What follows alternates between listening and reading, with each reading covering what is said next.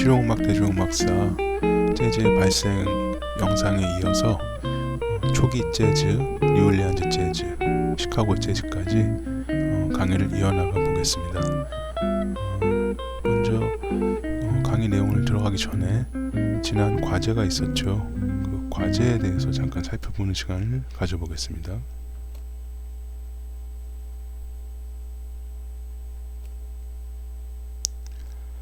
자, 1강 그 과제가 있었습니다. 1900년대부터 1970년대까지 두 페이지에 걸쳐서 한번 여러분들이 간단하게 그 재즈의 장르의 시대 그 나열에 대해서 한번 조사해 보게 제가 이제 부탁을 드렸는데요. 자, 이게 정답이 아니고 그냥 가이드 답안입니다. 그냥 이런 어떤 틀에서 강의를 이끌어가기 위해서 제가 제시하는 답안이니까 여러분들이 쓴 답안이 이거에 비해서 다르다고 해서 뭐 틀렸다거나 그런 부분은 거의 있지 않을 것 같아요. 그래서 제가 또 살펴봤는데 다 잘 해주신 것 같고요. 자, 그럼 첫 번째로, 자, 1900년대부터 20년대까지는 초기 재즈, 렉타임. 네, 오늘 이제 이 부분에 대해서 또 얘기를 해볼 거고요. 주요 아티스트로 스캇 조플린, 그리고 피아노 연주자이자 작곡가이죠. 이 사람은 이어서 1920년대까지 이때를 뉴올리안즈 재즈 그리고 시카고 재즈 이렇게 두 지역 이름으로 재즈 장르가 발전되는 시기가 되겠습니다. 이 시기의 가장 주요 아티스트는 루이 암스트롱이 되겠고요. 이따가 이 사람에 대해서도 자세한 얘기를 해볼 겁니다.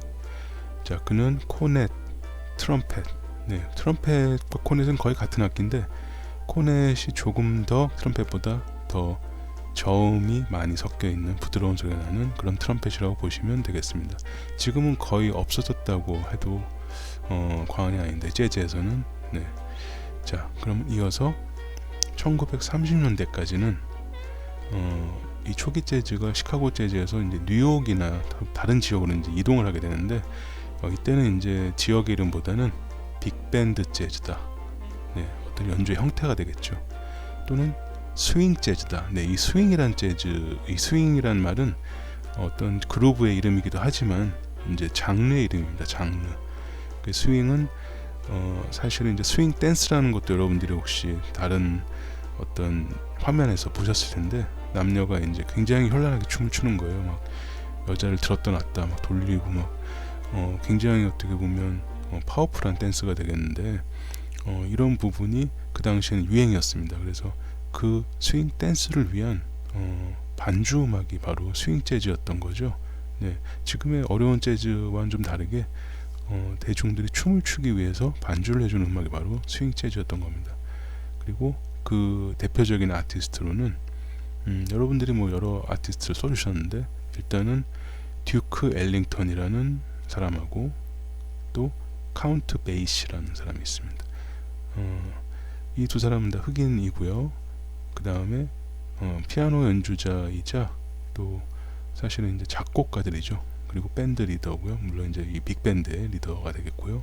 되게 밴드 마스터라고 이제 표현을 하기도 합니다. 그리고 좀 다르게 여기 베니 굿맨이라는 사람이 하나 또 있는데 이 사람은 이제 백인이에요. 백인. 그리고 나중에 이 사람에 대해서 이제 빅밴드 시대 때는 중요한 역할을 한 사람이기 때문에 아주 자세히 다룰 텐데 이 사람의 악기는 이제 클라리넷이었고요. 그렇지만 역시 밴드 마스터로서 역할을 아주 크게 한 사람입니다. 나중에 또 자세히 말씀을 드리겠습니다. 그리고 1945년까지는 비밥 재즈. 네, 어떻게 보면 재즈에서 가장 발전된 시기이자 또 동시에 재즈가 약간 어떤 주류 음악에서 수그러드는 시기가 이제 이때부터 시작되는데요. 네, 대표적인 아티스트로는 찰리 파커, 알토 색소폰, 그 다음에 디지 길레스피, 네, 트럼펫, 이렇게 두 사람이 대표적인 아티스트가 되겠습니다. 자, 그러면 이어서 1945년대를 넘어서서 1955년도라고 이렇게 이어지는데 사실 여기에 10년 차이가 있죠. 이렇게 10년 차이. 근데 여기 하나 제가 이제 일부러 빼놓은 장르가 있습니다. 1950년대부터 시작된 장르인데요. 이 재즈 역사에서 아주 또 중요한 하나의 큰 변화가 있어요. 혹시 답을 아시는 분이 있을지 모르겠네요. 그렇게 안 써놨기 때문에 여러분들 다른 곳에다가 이 장르를 써놓은 분이 있었는데, 바로 쿨 재즈입니다. 쿨 재즈. 네, 차갑다 그 뜻 쿨 재즈예요. 이 전의 장르가 어떻게 보면 그 반대의 뜻으로 핫 재즈라고 불렸던 시대가 있었습니다. 이건 뉴올리안스 재즈 때부터 계속 핫 재즈라는 표현으로 이제 표현을 했는데, 뭔가 이제 굉장히 강렬하다. 근데 그에 반해서 쿨 재즈 시대는 뭔가 좀 차분해지고, 또 가장 중요한 요소는 사실 클래식 요소가 많이 들어가게 돼요. 그래서 그 부분을 제가 나중에 주요하게 다룰 건데, 이 연도에서는 5년 차로 하나 여기 1950년대를 제가 일단 빼놓고, 그 쿨 재즈에 또 대항해서 다시 비밥이지만 조금 다른 그런 장르가 바로 하드밥이라는 장르가 나오게 됩니다. 이때 주요 아티스트는 아트 블레이키라는 드러머입니다. 드러머. 그런데 이제 이 사람은 재즈 메신저스라는 아주 그 역사가 긴 재즈 연주팀의 또 리더예요. 그리고 이 재즈 메신저스를 거쳐서 정말 많은 아티스트가 발굴이 됩니다. 뭐 여기에는 지금 없지만 대표적인 사람 중에 척 맨지온이라는 사람도 있고요, 또 호레이스 실버라는 사람도 있고, 어쨌든 그 재즈 메신저스라는 팀으로 이제 하드밥이라는 장르가 또 얘기가 될 수가 있는데, 나중에 또 이 하드밥에서는 중요한 레이블이 있습니다. 이때쯤 생긴 재즈 레이블인데 바로 블루노트라는 레이블이죠. 자, 거기에 대해서도 나중에 또 자세히 다룰 거고요. 자, 1960년대에는 이어서 여러분들 되게 여기에 이제 다른 쿨재즈나 이런 또는 다른 장르를 쓰신 분들이 많은데, 모달 재즈입니다. 모달 재즈. 비밥 이후에 재즈가 사실 점점 난해해지고 어려워진 부분이 있어요. 근데 이 모달 재즈 때는 또 그런 부분이 약간 해소되는 것 같기도 하지만, 여전히 좀 그 난해해지는 부분들은 역시 존재하거든요. 그러나 그때 그 난해함이란 것은 어떤 키가 있고 조성이 있는 음악이라기보다 모드를 주로 사용해서 어떤 사운드의 특징으로 음악을 이끌어가는 그런 형식이었기 때문에, 일반적인 송에 익숙한 사람들은 이거 뭔가 연주가 좀 빙빙 돌기만 하고 어떻게 시작과 끝이 어디서 어딘지 잘 모르겠다, 이런 느낌을 받을 수도 있겠죠.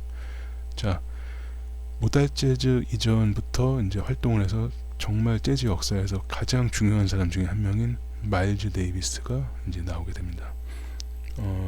사실 쿨 재즈 때부터 마일즈 데이비스 역할은 아주 중요하게 되는데요. 네, 나중에도 이제 마일즈 데이비스는 끝까지 그 사람이 생을 마감할 때까지 재즈의 어떤 장르를 계속 개발해내고 개척해 나가는 그런 존재로서 아주 중요한 사람입니다. 자, 그 악기는 트럼펫이었고요. 이 모달 재즈라는 장르를 표방한 가장 중요한 어떤 앨범이 마일즈 데이비스의 Kind of Blue라는 앨범이 있습니다. 자, 이 앨범에 같은 이제 작편곡자의 역할을 했던 빌 에반스라는 피아니스트도 기억해 놓으시고요. 자, 이어서 그 재즈가 점점 난해지다 못해 어떤 형태가 다 무너지게 되는, 심지어 조성도 없고 서로 합을 이루는 어떤 앙상블도 없고, 심지어 정해진 어떤 송품에 의해서 먼저 뭐 색소폰이 솔로를 하고 이어서 트럼펫이 받고 이런 게 없고, 집단 동시에 한 번에 모든 악기가 다 솔로를 연주하는, 말 그대로 너무나 자유로워서 장르 이름이 프리 재즈가 됩니다. 이 장르에서 또 역할을 많이 한 아티스트는 굉장히 다수가 있지만, 그 중에서도 오넷 콜먼이라는 색소폰 연주자가 있습니다. 나중에 팬 메스니하고도 앨범을 내는데요. 어쨌든 프리 재즈를 거치면서 어떻게 보면 처음부터 초기 재즈부터 이 프리 재즈까지 정말 많은 장르가 탄생을 했는데, 이때쯤 되면 사실 50년대부터 이미 R&B나 다른 장르의 재즈는 많은 이제 인기를 내주게 됩니다. 그래서 다양한 시도를 한 것은 좋은데 대중성은 점점 없어지는 이제 그런 상황이 되는 그런 시기였죠. 근데 1970년대에는 그 대중성을 가장 띈 음악이 바로 락이었어요. 락. 디스토션 기타와 여러 가지 이펙트 전자악기들이 이제 주도가 되는 그 시점에 다시 한번 마일즈 데이비스가 재즈와 락을 접목을 합니다. 그 이후에는 이제 거기서 발전된 어떤 다른 그 가지치기한 재즈를 모두 퓨전 재즈다, 뭔가 섞여 있는 융합된 재즈다, 이제 그런 식으로 표현하는 시점이 바로 70년대부터 시작이 됩니다. 이때도 마일즈 데이비스가 그 어떤 앨범을 발표하면서 재즈락의 방향을 제시하고, 거기서 이제 참여한 마일즈 데이비스의 다수의 뮤지션들이 뭐 치코리아나 또 나중에 키스 제릿이나 그런 사람들이 그런 역할에서 이제 자기만의 또 길로 나중에 전개가 되는 이제 그런 시점이 또 되겠습니다. 이때 마일즈 데이비스는 트럼펫만이 아니라 신디사이저를 연주하기도 하고, 사실 어떻게 보면 밴드 전체의 사운드가 굉장히 복잡하기도 하고 형식이 막 파괴되어 있는 그런 음악인데, 제일 중요한 점은 전자악기가 쓰였다. 아주 적극적으로 재즈란 장르의 어쿠스틱 악기가 아닌 전자악기가 쓰였다. 자, 이렇게 어떻게 보면 이번 학기에 재즈라는 장르를 이제 중간고사 정도까지 쭉 이끌어갈 텐데요.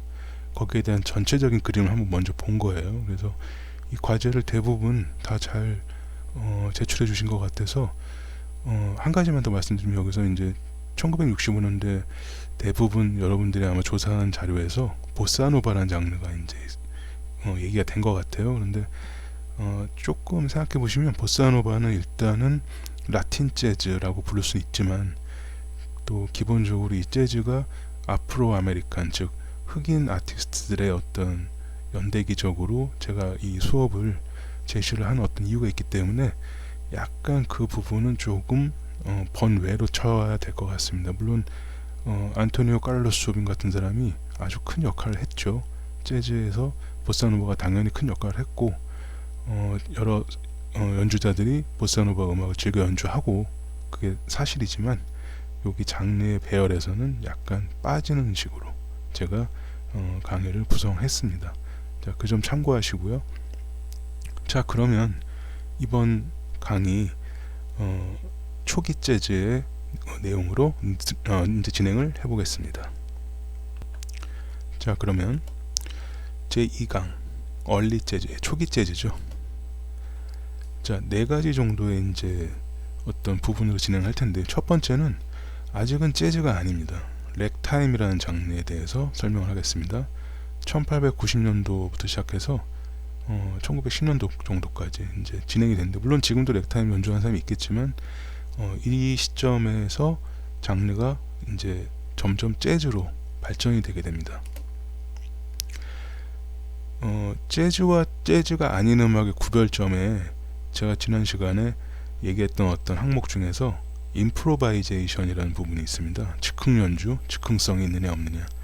네, 렉타임은 상대적으로 악보에 있는 것을 그대로 연주하는 음악이었다면, 이 이후에 부기우기라는 스타일과 할렘 스트라이드, 줄여서 그냥 스트라이드라는 피아노 연주 장르가 또 1920년대까지 발전하게 되는데요.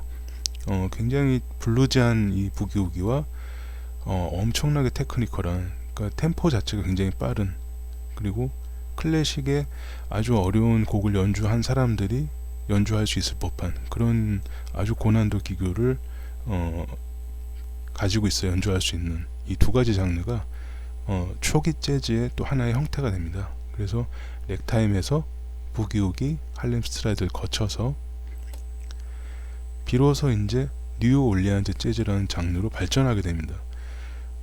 상대적으로 위에 있는 두 장르는 그냥 피아니스트들의 음악이었다면, 이때부터는 정말 이제 소위 브라스 악기들, 네, 뭐 트럼펫이나 트럼본 또는 목관악기지만 클라리넷, 거기에 이제 콘트라베이스와 드럼이 가미가 된 지금의 재즈 밴드의 형태가 이제 이때부터 시작이 되는 것이고, 또 유명한 아티스트들이 자기 이름을 걸고 밴드를 이제 이끌게 되는 거죠.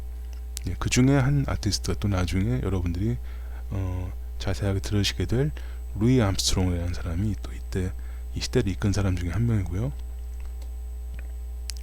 이후에 뉴 올리안즈라는 지역에서 미국의 그 남부 지역에 해당하는 곳이죠. 거기서 어떤 시대적 상황 때문에 사람들이 남쪽에서 북쪽으로 이주를 하게 됩니다. 네, 그래서 시카고라는 당시에 가장 발전했던 그 도시에서 재즈가 비로소 초기 재즈의 형태가 완성이 되는 이제 그런 시점이 1930년대까지 이렇게 이어지게 되게 되겠습니다. 자, 여기까지 1900년대 초반부터 1930년 30년 정도의 이제 변천사를 하나씩 다뤄보기로 하겠습니다. 자, 첫 번째로 렉타임입니다. 렉타임. 자, 렉타임은 1890년대에 이제 등장을 했고요. 주로 연주가 되었던 곳을 이제 이렇게 배럴하우스, 선술집, 홍키통키, 뭐 홍키통키란 말 어떻게 들어보셨는지 모르겠는데, 일단 배럴하우스라는 거에 이 배럴은 통입니다. 통. 무슨 통이냐면 큰 통나무로 된 맥주통이에요. 맥주통. 즉 지금의 뭐 호프집 같은 한마디로 술집이죠. 예. 그다음 홍키통키라는 이 뜻은 여러 가지 뭐 뜻이 있을 수 있겠지만 그 당시에 이 말은 캬바레, 그러니까 한마디로 사람들이 모여서 거기서 춤을 추거나 또는 댄서들이 춤을 추는 걸 구경하거나 이제 그런 한마디로 무도회장 같은 곳이었어요. 자, 이런 곳에는 당연히 음악이 필요했겠죠. 그런데 뭐 밴드나 이런 형태로 연주됐던 것이 아니라 피아노 한 대를 딱 놓고, 네, 업라이트 피아노죠. 그 피아노 한 대를 놓고 연주자가 정해진 악보에 따라 쭉 연주를 하는 이제 그런 장소였던 것입니다. 거기서 이제 연주됐던 곡은 형식이 이렇게 AA, 뭐 BB, CC, DD 이렇게 어떤 악절이 두 번씩 반복되는 이제 그런 형식으로 연주되던 곡들이었고, 박자는 4분의 2박자풍, 그러니까 뭐 쿵짝 쿵짝, 여기 행진곡풍이라고 이제 마취라고 하죠. 마취, 행진곡, 쿵짝 쿵짝 쿵짝 쿵짝 이런 4분의 2박자의 춤곡이었어요. 굉장히 신나는. 당시에 그 뉴올리언즈 분위기는 이제 어떤 거기에 이제 군대도 주둔하고 있고 그런 부분 때문에 행진곡풍의 음악과 또 벤조라는 어떻게 보면 기타의 초기 형태 같은 그런 악기로 연주했던 음악이 합쳐진 형태입니다. 그래서 이때까지만 해도 블루스는 아니었어요. 이거는 그냥 어떻게 보면 민요 같은, 그 유럽의 민요 같은 음악이 조금 다른 형태로 연주된 이제 그런 음악을 소위 이제 렉타임이라고 불렀고요. 당시 연주자들은 어떤 그냥 멜로디 자체를 변화하는 그런 시도는 하지 않았고, 멜로디의 강세만 바꿔서 연주하는 방식으로, 네, 그렇게 연주를 했다고 합니다. 자, 일단은 아까 말씀드린 4분의 2박자의 그 리듬을 왼손 한마디로 베이스 그 반주로 음파 이렇게 표현했는데요. 결국 쿵짝하고 같은 거예요. 4분의 2박자 음악. 거기에 일관된 그 일정한 박자 위에 싱코페이션 되는 오른손 멜로디가 이제 어떤 대비가 되는 거죠. 그것이 바로 비트들 사이에 액센트가 위치하게 되는, 그러니까 일정한 쿵짝 쿵짝 왼손 리듬에 으따 뜨따 으따 뜨따 이런 식으로 싱코페이션 된 리듬이 서로 어떤 대비가 되는 그런 이제 연주 방식이 그때 유행을 하게 된 것이고요. 렉타임이란 말 어디서 나왔냐면 뭐 다리를 끌다라는 말이 렉이라고 표현했다고 하더라고요. 그리고 레깅 뭐 그러면 뭔가 장난치다, 그러니까 뭔가 이런 진지하지 않은 느낌, 그런 부분을 이제 표현했다고 하는데 정확한 이 의미를 잘 모르겠습니다만 어쨌든 뭔가 정확한 패턴이 아닌 그런 것을 표현하다 보니 렉이라는 말과 타임, 뭔가 일그러진 시간, 일그러진 박자, 이런 것이 장르 이름이 된 것 같아요. 아까도 말씀드렸듯이 즉흥성보다는 미리 악보로 기보한 그냥 피아노 연주였고요. 팀패넬리라고 표현하는데 이건 어떤 장소가 아니라 그냥 대중음악계 뭐 이런 식으로 이제 표현되는 곳에서 악보를 팔았다고 합니다.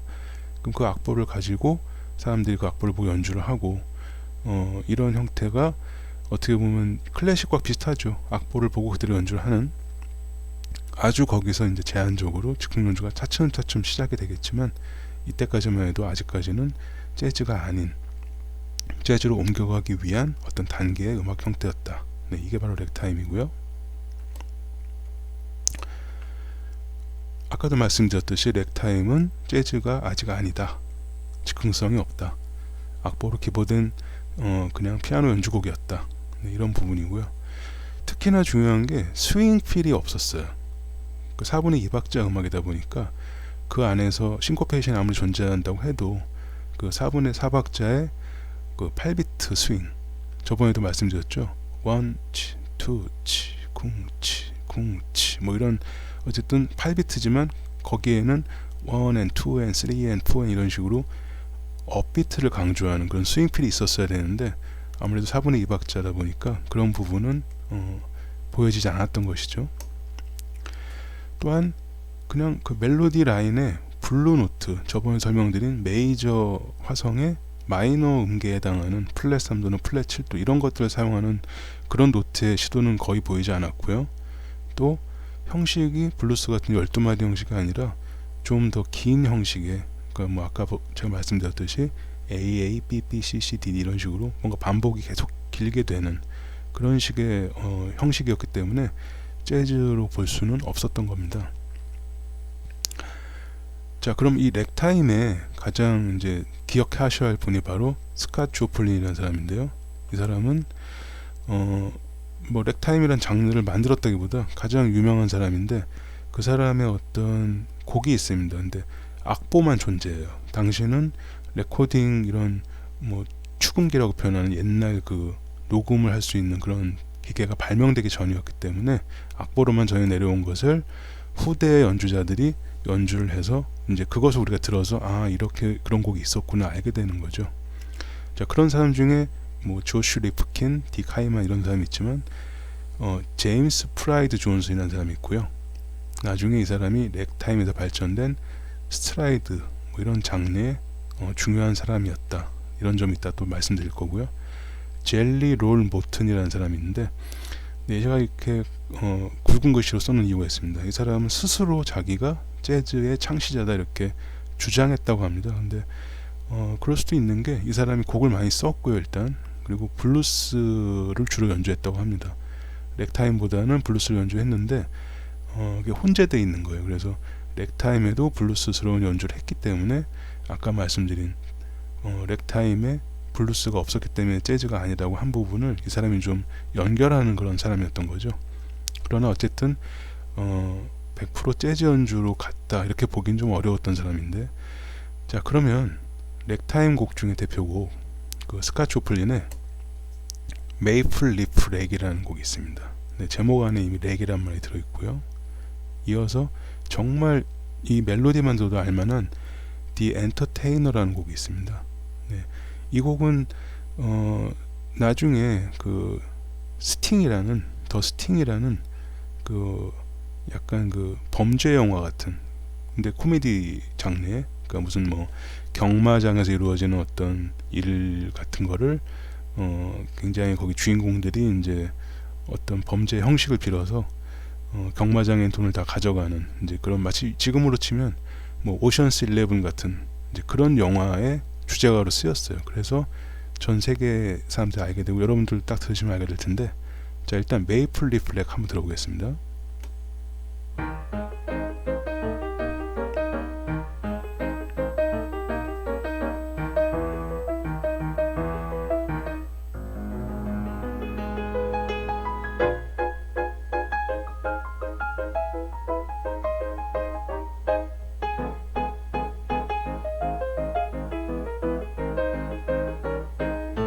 쿵짝쿵짝, 자 이런 4분의 2박자 리듬이 느껴지실 거예요.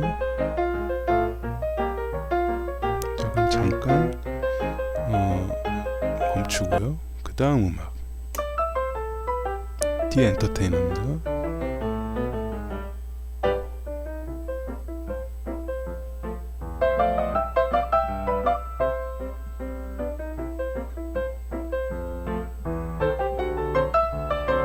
자 들으시기에 베이스 라인 왼손이 쿵짝쿵짝, 네, 그에 대비해서 오른손 라인은 싱코페이션 된 리듬을 연주하고 있죠.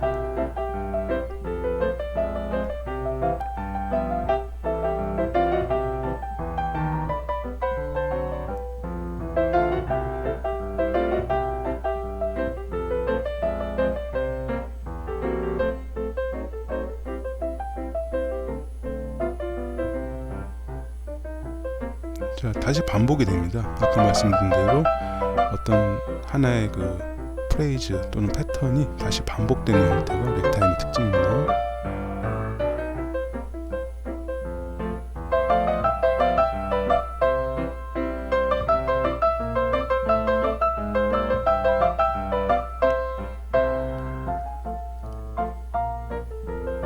자, 새로운 파트가 나왔죠. 자, 그러나 어쨌든 지금까지 즉흥성 있는 연주는 거의 보여지지 않습니다. 자, 이런 식으로 렉타임의 어떤 특징적인 음악을 한번 들어봤습니다. 자, 그럼 다음으로 넘어가겠습니다.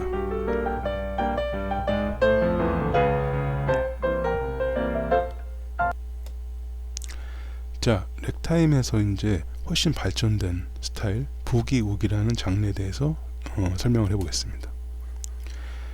당시에 이제 이 부기우기라는 장르는 블루스 스타일을 기본으로 발전된 이제 피아노 스타일인데요. 12마디 패턴이었습니다. 블루스의 가장 중요한 특징 중에 하나죠. 매우 빠른 템포였고 춤을 추기 위한 곡으로 발전되었습니다. 코드는 1도, 4도, 5도로 이루어져 있고요. 12마디의 배열은 1도가 4마디, 4도가 2마디, 다시 1도 2마디, 그리고 5도, 5도 이렇게 5도가 2마디예요. 그리고 다시 1도, 1도.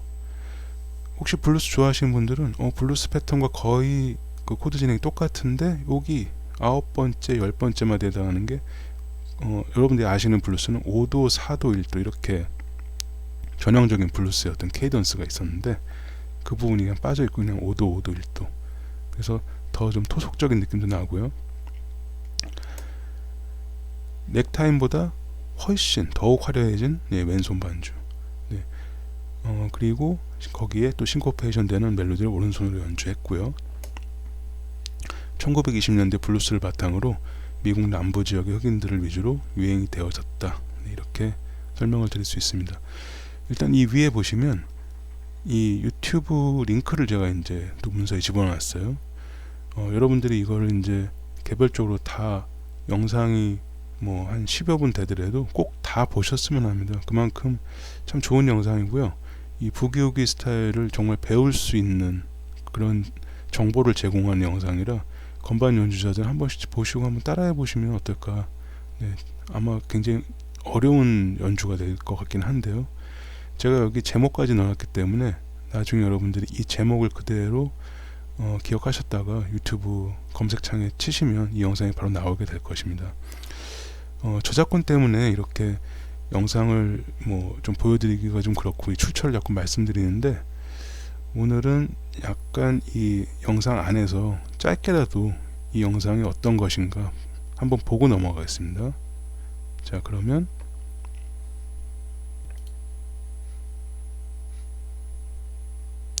자, 부기우기 피아노.